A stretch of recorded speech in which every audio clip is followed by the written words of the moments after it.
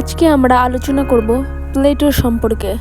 প্লেটোর কিছু মূল্যবান কথা আমরা আজকে এই ভিডিওর মাধ্যমে তুলে ধরার চেষ্টা করব। প্লেটোর চোখে জীবনের 3টি কঠোর সত্য। আপনি যাকে খুব জ্ঞানী ভাবছেন সে হয়তো আসলে কিছুই জানে না, আর যাকে আপনি পাগল ভাবছেন সে হয়তো এমন সত্য দেখেছে যা আপনার কল্পনাতেও নেই। আজ থেকে 2400 বছর আগে গ্রিক দার্শনিক প্লেটো জীবন নিয়ে এমন 3টি কথা বলে গেছেন যা আজও আমাদের বুক চিরে বেরিয়ে আসার সত্য। গুহার মায়া। প্লেটো বলতেন, আমরা অধিকাংশ মানুষ একটা অন্ধকার গুহায় বন্দী হয়ে আছি। আমাদের সামনে শুধু দেওয়ালের ছায়া। আমরা সেই ছায়াগুলোকেই জীবন মনে করি, টাকা, খ্যাতি, অন্যের বিচার। কিন্তু আসল সূর্যটা গুহার বাইরে। আপনি যা দেখছেন তাই শেষ কথা নয়।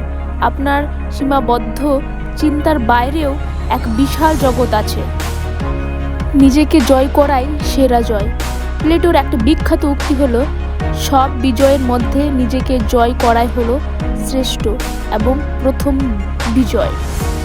আমরা সারা জীবন দুনিয়া জিততে চাই, মানুষকে ইমপ্রেস করতে চাই, কিন্তু প্লেটো বলেছেন যে নিজের রাগ, লোভ আর অলসতাকে জয় করতে পারেনি সে আসলে আজীবন দাসের মতন রয়ে গেল।